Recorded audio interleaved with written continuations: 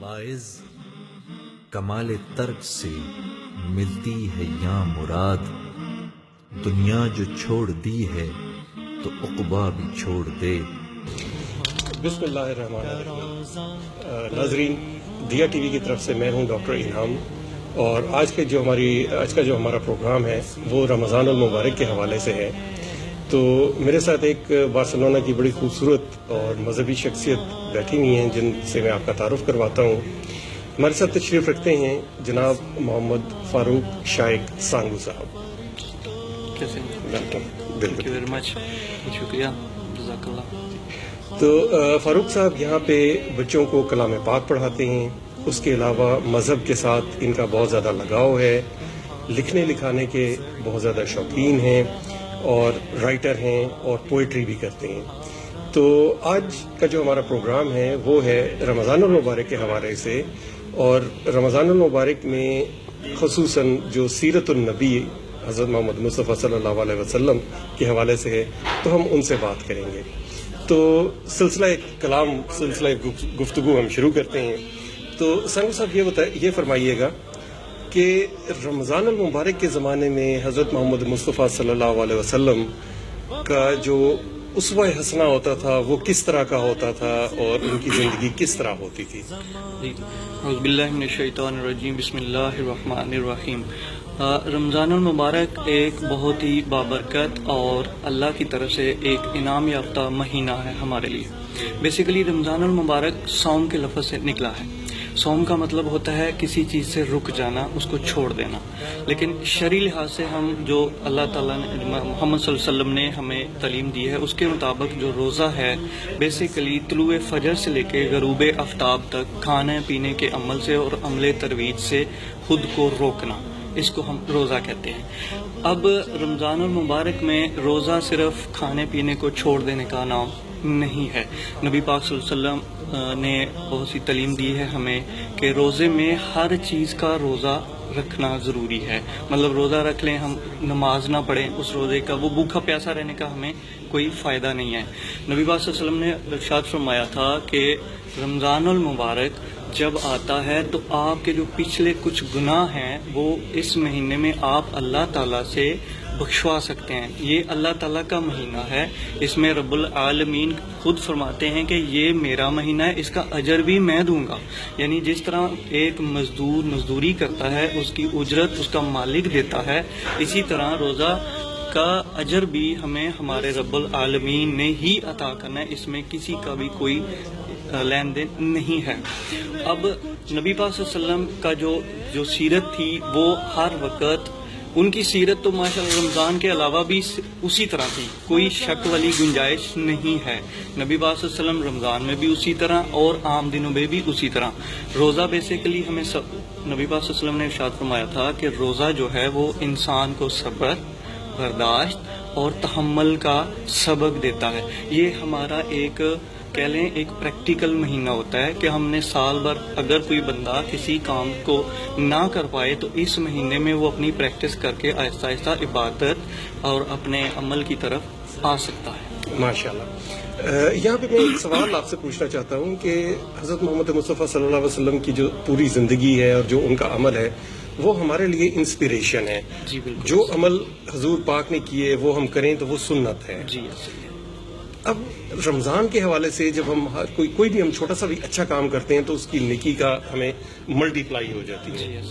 تو اس حوالے سے میں ایک سوال کرتا ہوں کہ ہم لوگ جب دفاتر میں جاتے ہیں تو وہاں پہ ہم دیکھتے ہیں کہ افسر ایکسٹرا آرڈنری برے موڈ میں ہوتے ہیں۔ وہ تو ویسے نارملی ہوتے ہی برے موڈ میں ہیں، افسر جو ہے وہ عام لوگ کو کتنا پسند کرتے ہیں، وہ ہوتے ہی برے موڈ میں، لیکن رمضان میں ایکسٹرا آرڈنری برے موڈ میں آ جاتے ہیں اور ان کو کام کرنے کو دل نہیں چاہتا، سائن نہیں کرنا، ٹائم سے پہلے نکل جانا ہے انہوں نے۔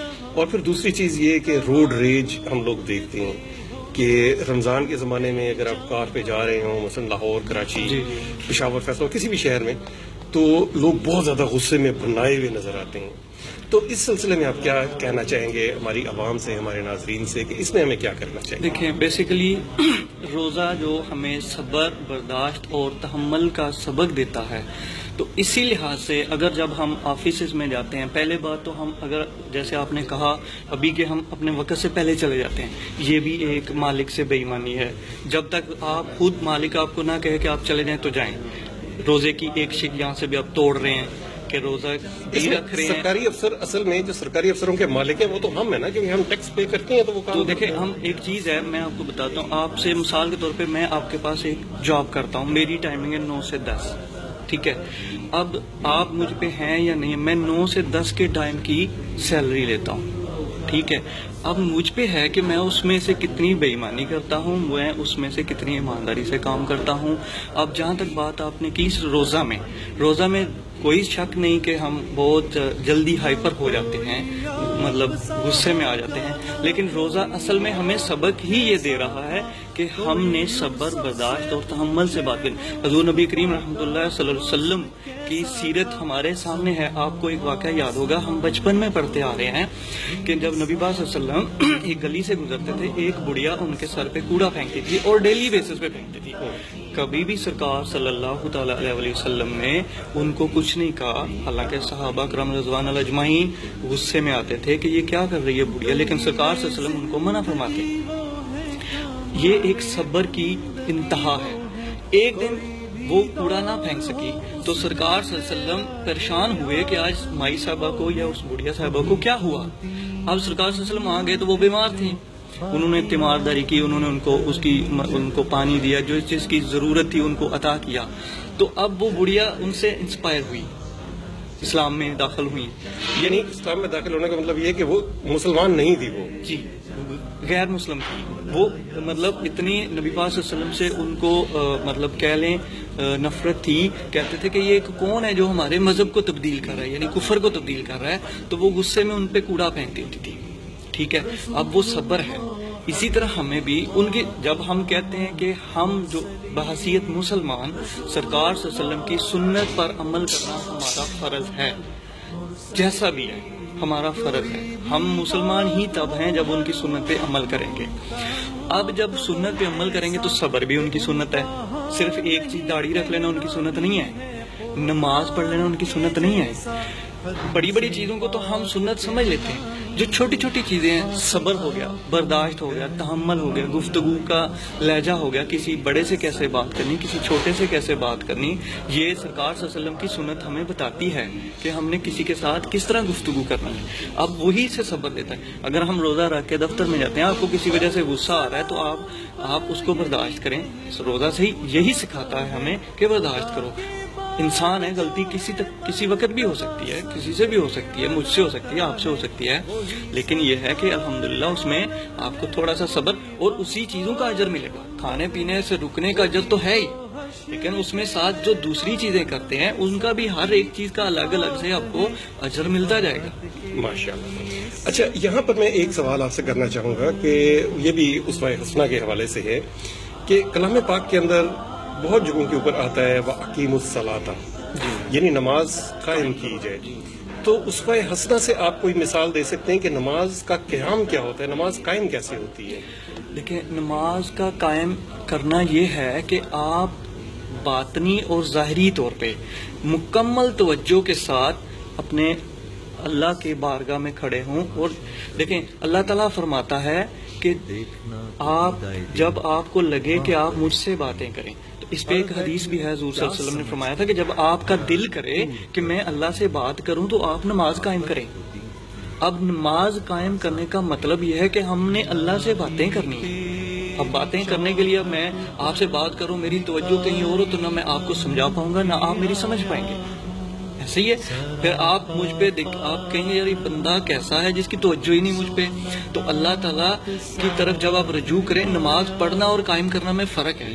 پڑھنا کھڑا ظاہری طور پہ ہم پڑھ رہے ہیں, اب قائم کرنا کہ توجہ سے یکسوئی کے ساتھ اللہ تعالیٰ کی بارگاہ میں کھڑے ہیں اور اپنا مدعا بیان کریں. نماز آپ کی کوئی مشکل ہے, نبی پاک صلی اللہ علیہ وسلم نے بارہا جگہ فرمایا کہ آپ کو کوئی پرابلم ہے, آپ کو کوئی مشکلات آ رہی ہے, آپ اپنے رب سے بات کریں, آپ اپنے اللہ سے بات کریں, اور اس کے لیے سب سے بہترین طریقہ نماز ہے. نماز قائم کرنا ذہنی طور پہ بھی آپ اندرونی باہرونی ہر لحاظ سے مکمل یکسوئی سے اللہ تعالیٰ کی طرف متوجہ. جی, ایک حدیث مبارکہ کا مفہوم ہے کہ نماز تمام برائیوں سے روکتی ہے.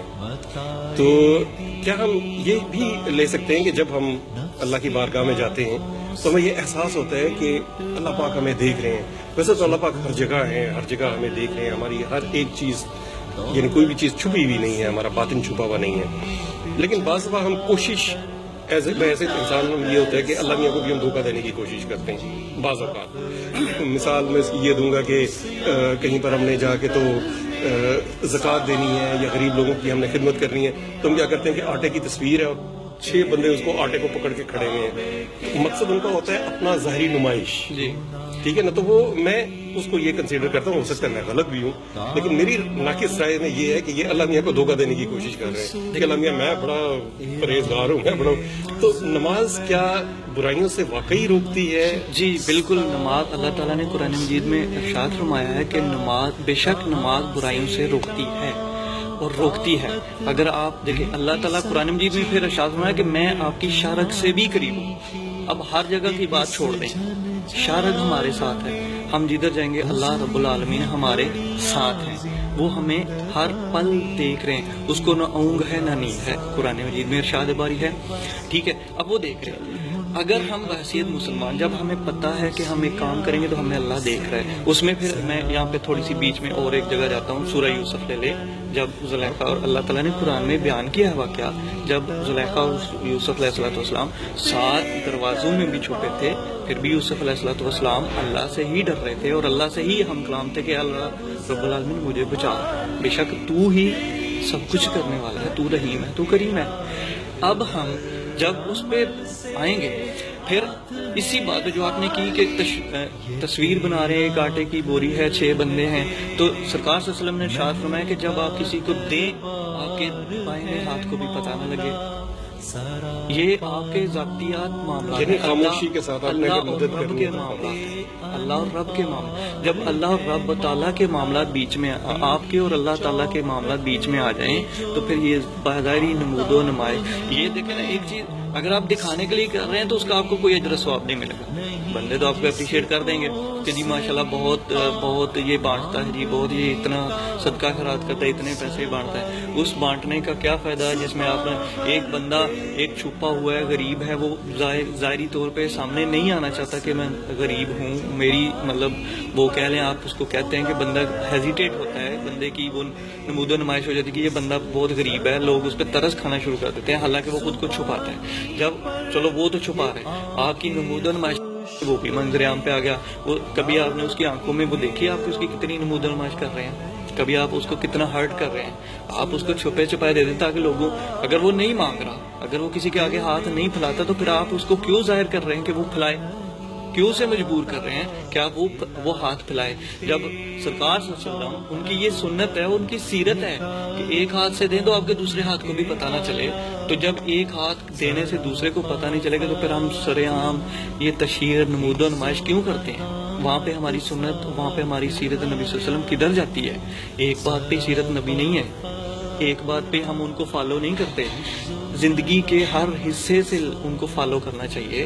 ٹھیک ہے, ہم میں غلطیاں کوتاہیں, بحیثیت انسان ہم غلطیاں کوتاہی کرتے ہیں, لیکن انسان کوشش کرے تو کیا نہیں ہوتا. آپ آہستہ آہستہ چلیں گے, اور ساتھ پھر اللہ کا کرم اور سرکار صلی اللہ علیہ وسلم کی رحمت ہمارے ساتھ ہو تو ہم اپنی منزل پر پہنچ سکتے ہیں. ناظرین, یہاں پہ لیتے ہیں ایک چھوٹی سی بریک, کہیں مت جائیے گا, دوبارہ آپ سے رابطہ یہیں سے جوڑیں گے. اسپین کے شہر بارسلونا اور بادالونا کے سنگم پر واقع skyways restaurant and marriage hall Asian روایتی کھانوں کی عمدہ ورائٹی متعارف کروانے والے اسکندر حیات گوندل اب ایک نئے انداز میں ایوارڈ یافتہ کوئلوں والی مرغی, روسٹ بکرے کی ران, ٹکا کباب, نہاری اسپیشل بریانی. اسکائی ویز ریسٹورینٹ میں کشادہ حال, پرسکون ماحول, فیملی کے ساتھ بچوں کے کھیلنے کے لیے گارڈن, شادی بیاہ اور دیگر تقریبات کے لیے ہمارا پتہ یہ ہے. ویلکم بیک ناظرین. جو بات ابھی آپ نے کی، جو آپ نے فرمایا کہ جو لوگ جن کو آپ دیتے ہیں اور پھر ان لوگوں میں جن میں عزت نفس ہوتی ہے، خصوصاً وہ محسوس کرتے ہیں کہ نہیں میں سامنے نہیں آنا چاہتا، تو بحیثیت معیشت دان مجھے یہاں پر آپ کی بات پر بڑا وزن محسوس ہو رہا ہے کہ اس میں کنزیومرزم کا ایک پہلو ہے، اور اس کا ایویڈنس ہمیں یہاں سے ملتا ہے کہ جب رمضان آتا ہے تو ہمیں پتہ ہے کہ اکانومی ایک طریقے سے چل رہی ہے، اس میں اگر ڈپ آ رہا ہے یا اوپر جا رہی ہے تو ایک طریقے سے چل رہی ہے، لیکن رمضان میں اچانک ہمیں نظر آتے ہیں کہ مانگنے والے ایک دم بڑھ گئے، ایک دم یعنی جمع غویر آ گیا، ہر چوک میں کھڑے ہوئے ہیں۔ اور دیکھیں اس میں آپ اس میں دو چیزیں ہیں، جو جینون ہے وہ کبھی مانگتے نظر نہیں آئیں گے آپ کو۔ اب اس معاشرے میں ایسا ہو چکا ہے کہ لوگوں نے اس کو بزنس کے طور پہ بھی لیا ہوا ہے۔ اب جو بزنس والے ہیں وہ ہر جگہ آپ کو ملیں گے، وہ مانگتے بھی نظر آئیں گے، وہ آپ کو رونے وہ پیٹنے، وہ ساری اپنی جو ان کی صلاحیتیں وہ برو کر لائیں گے آپ کو انٹریکٹ کرنے کے لیے، آپ کو امپریس کرنے کے لیے کہ میں بہت غریب ہوں آپ مجھے دیں۔ اور جو مطلب ایک جینون ہے جس میں عزت نفس ہے، جو اللہ تعالیٰ کے اس دیے ہوئے حال پر خوش ہے، وہ آپ کو کبھی ہاتھ کھلائے نظر نہیں آئے گا۔ پھر اس میں بحثیت دیکھیں، آپ بھی پاکستان سے ہیں، میں بھی پاکستان سے ہوں، بیسیکلی ہم جہاں رہتے ہیں ہمیں پتہ ہے ہمارے ریلیٹیوز میں کون اس حال پہ ہے، ہمارے محلے میں کون اس حال پہ ہے، تو اس میں تشہیر کس بات کی؟ جب تشہیر کریں گے تو اس کا سیدھا سا مطلب ہے نا کہ میں فخر سے کہہ رہا ہوں جی میرے پاس بہت پیسے ہیں، میں بہت بانٹتا ہوں، لوگ کہیں یار یہ بہت اچھا بندہ ہے، ایسے نہیں ہوگا۔ لوگوں کے کہنے سے میں یا آپ اچھے نہیں ہو جائیں گے جب تک اللہ رب العالمین کی نظر میں ہم اچھے نہیں ہیں، سرکار صلی اللہ علیہ وسلم کی سنت پر ہم چلتے ہوئے اچھے نہیں ہیں، تو پھر ہم اچھے نہیں ہیں۔ جتنا مرضی وغیرہ کر لیں، جتنے مرضی ہم تشہیر کر لیں، جتنا مرضی ہم اپنی نمود و نمائش کر لیں، ہم صحیح نہیں ہیں۔ جی یہ بات بڑی خوبصورت ہے، کیونکہ اس کی مثال ہمیں ملتی ہے ان لوگوں سے کہ ہم نے دیکھا ہے کچھ لوگ ہوتے ہیں جو بہت ہی قسم پرسی کی حالت میں گزار رہے ہوتے ہیں اپنی زندگی، لیکن بھیک نہیں مانگ رہے ہوتے، جی ایسا ہی پھل بیچ رہے ہیں، موچی کا کام کر رہے ہیں، اور کوئی بھی کام کر رہے ہیں، جو کچھ بھی کام ہے وہ کر رہے ہیں، لیکن مانگ نہیں رہے، کام کر رہے ہیں۔ جن میں عزت نفس ہوگی وہ مانگیں گے نہیں، وہ تھوڑا کر لیں، ہر حال میں مطلب کہہ لیں کہ وہ اللہ پہ راضی ہوتے ہیں، تکلیف تو ان کو ہوگی، اب وہ اللہ پر راضی رہتے ہیں کہ یا اللہ تو مطلب وسیلہ تک۔ یہ توکل کی بات بڑی خوبصورت ہے، اور میں ان تمام اپنے ناظرین سے بات کروں گا جو میرے مانوس ہیں، اور کچھ میرے ایسے ناظرین ہیں جو نامانوس ہیں، تو میں دونوں مانوس اور نامانوس ناظرین سے یہ کہوں گا بات کہ جب ہم رشوت دیتے ہیں کسی کو تو یہ اس بات کا عملی اظہار ہوتا ہے کہ ہمیں توکل نہیں ہے، ہم اللہ کی ذات کے اوپر اعتماد نہیں کر رہے، اس لیے ہم بندے کو کچھ دے رہے ہیں کہ یہ ہمارا کام ہو جائے، ہمیں اس چیز کے اوپر اعتماد نہیں کہ اللہ میاں ہمارا کام کرے گا۔ ایسے ہی بالکل جی بالکل ایسے ہی۔ دیکھیں نا اب اس میں اللہ تعالیٰ قرآن مجید میں 12 جگہ فرماتا ہے کہ میرے بندے مجھ سے مانگ، میں دینے والا ہوں۔ سرکار صلی اللہ علیہ وسلم کی سیرت مبارکہ ہے، ہر وقت وہ دعائیں خود مانگتے تھے، اے اللہ میری امت کا، میری امت کا، میری امت کا۔ انہوں نے بھی ہمارا ہی ہر وقت سوچا، کبھی انہوں نے خود کے لیے کوئی دعا نہیں کی ہوگی، انہوں نے ہمارے لیے کی۔ ہم ان کو کیا دے رہے ہیں؟ کچھ بھی نہیں دے رہے۔ ہم اس وقت جو موجودہ صورتحال بحثیت مسلمان ہماری اس پورے معاشرے میں، اس پوری دنیا میں ہے، ہم کہاں پہ ہیں؟ ہم اپنے آپ کو پریزنٹ ہی نہیں کر پائے کہ ہم کیسے مسلمان ہیں۔ اب یہ کوئی ٹھیکہ تو نہیں کہ ایک مولوی ہی جنازہ پڑھائے، میں اور آپ مسلمان نہیں ہیں؟ ماشاءاللہ بہت بہت خوبصورت۔ یہ کوئی ٹھیکہ نہیں ہے کہ مولوی صاحب ہی آپ کے بچے کے کان میں اذان دیں۔ یہ رہبانیت ہے، یہ تو کیونکہ جو اس سے پہلے جو یعنی گزرے ہیں ہمارے دین اسلام سے پہلے، اس میں رہبانیت کا تصور تھا جی کہ ربائی کے بغیر کچھ نہیں، نہ آپ کا جنازہ ہوگا، نہ آپ کا بچہ جو ہے وہ جیو بنے گا۔ اسی طریقے سے عیسائیت کے اندر جب تک مولوی نہیں ہوگا، یعنی ان کا مولوی پریسٹ نہیں ہوگا، اس وقت تک بیپٹزم نہیں ہوگی، اس وقت تک جو ہے وہ انڈرٹیکنگ نہیں ہوگی۔ ایسا ہی ہے، لیکن نبی پاک صلی اللہ علیہ وسلم کی سیرت سامنے ہے، صحابہ کرام رضوان اللہ اجمعین کی سیرت ساری ہمارے سامنے ہے۔ ایک ایک صحابہ ہر کام کرتے تھے، کیا انہوں نے چھوڑا تھا کہ اب حضرت ابو بکر صدیق خلیفہ ہیں، رضی اللہ تعالیٰ عنہ خلیفہ ہیں تو وہی کریں سارا کام، یا عمر رضی اللہ تعالیٰ عنہ ہیں وہی کام کریں؟ آپ کسی بھی ایک صحابی یا اس وقت کے دور کے مسلمان کو دیکھ لیں، وہ ہر چیز وہ کرتا تھا۔ ہاں اگر آپ عزت کی طور پہ کہا گیا ہے کہ اگر کس کے پاس علم زیادہ تو اس کو آپ آگے کر لیں، تو وہ ایک الگ چیز ہے، لیکن ہمیں کم سے کم اتنا تو پتہ ہونا چاہیے۔ میں گارنٹی سے کہتا ہوں، دعوے سے کہتا ہوں، اگر 10 بندے جنازہ پہ کھڑے ہوں گے تو ان میں سے 6-7 لوگوں کو نماز جنازہ کی جو دعا ہے نہیں آتی. وہ کس کی غلطی ہے؟ ہماری. نہ ہم خود توجہ دیتے ہیں نہ ہمارے والدین توجہ دیتے ہیں. پھر جب ہم توجہ نہیں دیں گے ہم بچوں کو نہیں کچھ کہیں گے. اگر آپ نماز نہیں پڑھیں گے آپ کا بچہ بھی نہیں پڑھے گا. تو سنگو صاحب، رمضان کا جو زمانہ ہوتا ہے، رمضان میں عموماً زکوٰۃ دی جاتی ہے، اور زکوٰۃ اور ٹیکس میں بیسیکلی فرق یہ ہے کہ جو اب تو خیر ٹیکس کا سسٹم بھی زکوٰۃ سے ملتا جلتا اس لحاظ سے ہو گیا ہے کہ سیلف اسسمنٹ کی جاتی ہے. اور جو زکوٰۃ ہے یہ اصل میں اسلامی طریقہ ہے کہ آپ نے سیلف اسسمنٹ کرنی ہے کہ آپ کے پاس کون سا ایسا مال ہے جو خرچ ہونے سے بچ گیا ہے، اس کا آپ 1/40% آپ اس کو غریبوں میں تقسیم کر دیں. اب جو تقسیم کرنے کے حوالے سے ہے اس کے بارے میں تھوڑی سی روشنی ڈالیے گا کہ ہمیں، یعنی بحیثیت میں ڈاکٹر انعام حسین، میں نے اگر زکوٰۃ نکالنی ہے تو میں کن لوگوں کو اپنے ذہن میں رکھوں، میں کن تک پہنچاؤں وہ زکوٰۃ کا مال؟ جی اس کا واضح حکم ہے حدیث مبارکہ. رسول اللہ صلی اللہ علیہ وسلم نے فرمایا کہ جب آپ زکوٰۃ اور صدقہ دیں سب سے پہلے اپنے ریلیٹیوز میں دیکھیں کہ کوئی اس قابل ہے جس کو یہ ضرورت ہے، اس کے بعد پھر اپنے ہمسایہ میں، اس کے بعد پھر اپنے محلے میں، پھر گاؤں میں، پھر آگے کی بات بعد میں ہے. پہلے آپ اپنے ریلیٹیوز میں دیکھیں. آپ کے ظاہر ہے آپ کو رشتہ داروں کا پتہ ہوتا ہے کہ کون کس حال میں جی رہا ہے. آپ کو ہمسایہ کا بھی پتہ ہے، آپ کو محلے کا بھی پتہ ہے، آپ کو اگر آپ کسی گاؤں میں رہتے ہیں آپ کو پورے گاؤں کا بھی پتہ ہوتا ہے کہ اس گاؤں میں کتنے لوگ کس کس حال میں ہیں. اگر آپ شہر میں رہتے ہیں تو کم سے کم 1 محلے یا 2 محلے یا 3 محلے یا 3 گلیوں کے لوگوں کا آپ کو پتہ ہوتا ہے کہ اس حال پہ کون ہے. یہ واضح حکم ہے کہ سب سے پہلے اپنے عزیز رشتہ داروں کو صدقہ و خیرات زکوٰۃ دیں، اس کے بعد دوسروں کی باری آتی ہے. عموماً یہ ہوتا ہے کہ یعنی میں نے خود دیکھا ہے، ہمارے بھی رشتہ داری ہے تو رشتہ داروں میں لاقت بازی کافی ہوتی ہے، تو ہم لوگ کوشش کرتے ہیں کہ یار رشتہ دار کو کچھ نہ دیا جائے، باہر کسی کو کچھ دے دیں، اور ایسے لوگوں کو جن کو ہم جانتے تک نہیں. اب یہاں پہ ایک سوال یہ اٹھتا ہے کہ اگر ہم کسی ایسے شخص کو پیسے دے دیتے ہیں اور بعد میں پتہ چلتا ہے کہ یہ شخص جہاں پہ یہ پیسہ اکٹھا ہوا ہے وہ پیسہ دہشت گردی میں استعمال ہوا ہے یا ڈرگز میں استعمال ہوا ہے یا کسی اور غلط کام میں استعمال ہوا ہے، تو کیا اس کے گناہ میں سے کچھ گناہ کا حصہ ہمیں بھی ملے گا؟ اگر تو آپ کو پتا ہے کہ بحثیت دیکھیں، اب آپ مجھے جانتے ہیں یا میں آپ کو جانتا ہوں، مجھے آپ کی ایکٹیویٹیز کا پتہ ہے کہ جی آپ اس ایکٹیویٹیز میں شامل ہیں، تو اس کے باوجود میں نے آپ کو دیا. پھر یہاں پہ بات روک کے میں پیچھے جاتا ہوں کہ جب کہا گیا ہے کہ سب سے پہلے عزیز رشتہ دار، لاگت بازی ہو یا نہ ہو، پھر ہماری سیرت نبی صلی اللہ علیہ وسلم کدھر گئی؟ پھر ہمارا روزہ رکھنا نہ رکھنا، نماز قائم کرنا نہ قائم، جب ایک چیز کو ہم فالو ہی نہیں کر رہے، ایک بات کو ہم فالو نہیں کر رہے، پھر جو مرضی کرتے رہے، گناہ کیا ثواب کیا؟ گناہ تو اس میں یہی والی بات ہے کہ جو اسی لیے اسوہ حسنہ آج کا ہم نے ٹاپک رکھا تھا کہ حضور صلی اللہ علیہ وسلم نے اپنی کیریکٹر سے، اپنے کنڈکٹ سے، اپنے کرنے کے طریقے سے لوگوں کو انسپائر کیا. اور لوگ ان کے ساتھ، کیونکہ شروع میں تو وہ اکیلے تھے اور پھر ان کے ساتھ لوگ اکٹھے ہوتے گئے. اس وقت تو کوئی زور زبردستی نہیں تھی، کوئی یعنی جہاد بالشمشیر نہیں تھا، تو لوگ تمام جو تھے وہ ان کی جو ان کا کنڈکٹ تھا، کیونکہ صادق اور امین تھے تو کنڈکٹ کی وجہ سے لوگ ان کی طرف. یہاں پہ بھی 2 پہلو ہیں. ایک تو چھوٹا سا واقعہ مجھے یاد آیا، آپ نے بھی پڑھا ہوگا، یہ بڑا مشہور واقعہ ہے.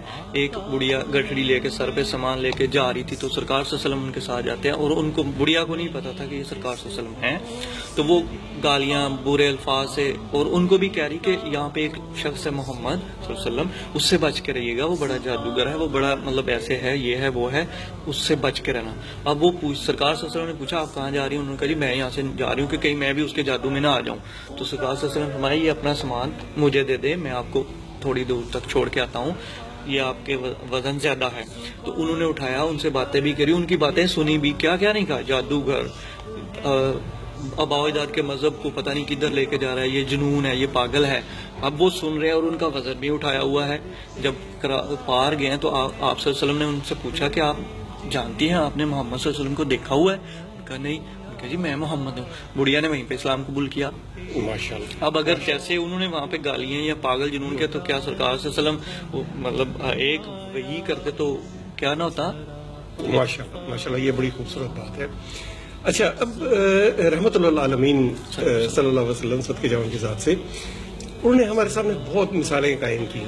کوئی ایسا واقعہ جو آپ سنانا چاہیں جو رمضان کے حوالے سے خصوصاً اور سخاوت کے حوالے سے ہو حضور صلی اللہ علیہ وسلم کا؟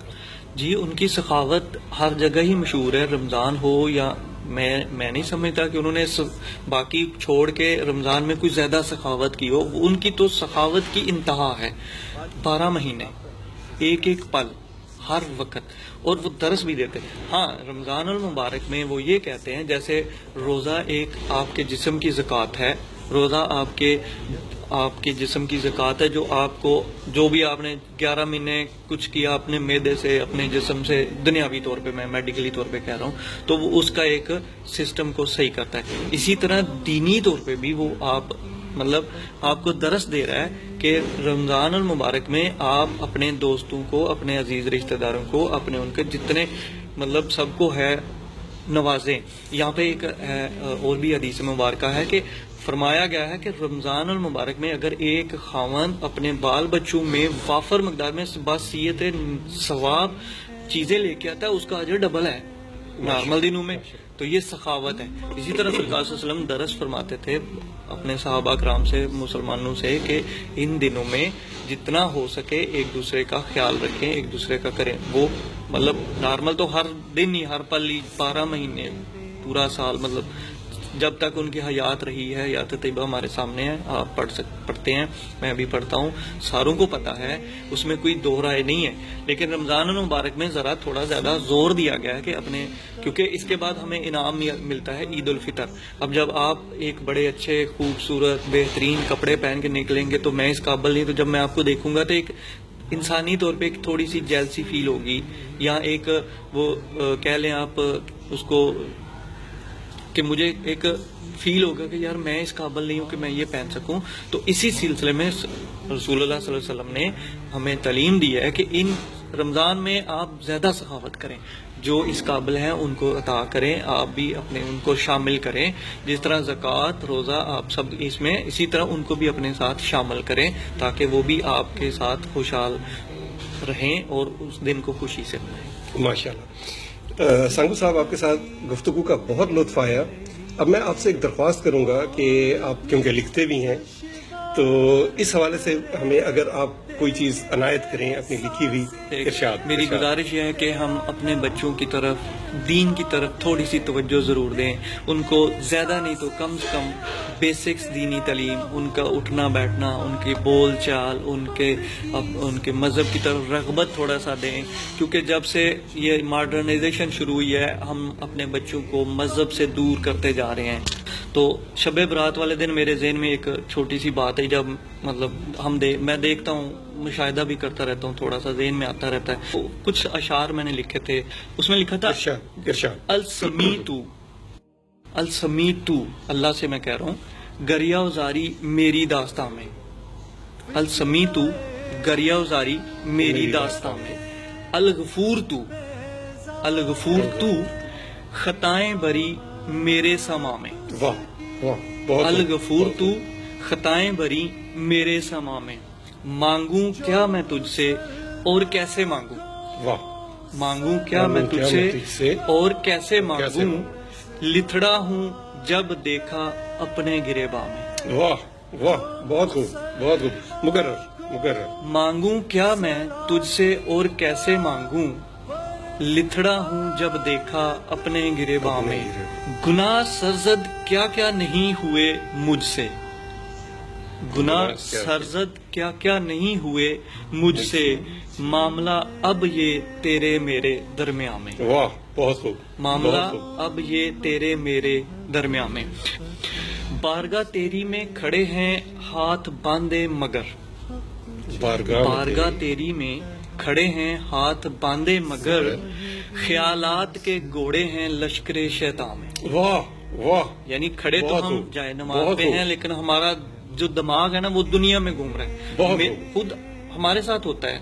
بارگاہ تیری میں کھڑے ہیں ہاتھ باندھے مگر، خیالات کے گھوڑے ہیں لشکر شیطان میں، رحمت تیری کی آس لیے بیٹھا ہے شائق، رحمت تیری کی آس لیے بیٹھا ہے شائق، الرحیم تو وگرنہ میرا کون اس جہاں میں. واہ بہت خوب، یہ بہت اس خوب، دن میں نے بہت تھوڑی خوب۔ سی ایک ہلکی سی کاوش کی تھی. آپ سے گفتگو کا بہت لطف آیا. Thank you very much. دیا ٹی وی کی طرف سے ڈاکٹر انعام حسین کو اجازت دیجیے. آپ سے پھر ملاقات ہوگی. خدا حافظ. محمد کا روزہ قریب آ رہا ہے، بلندی پہ اپنا نصیب آ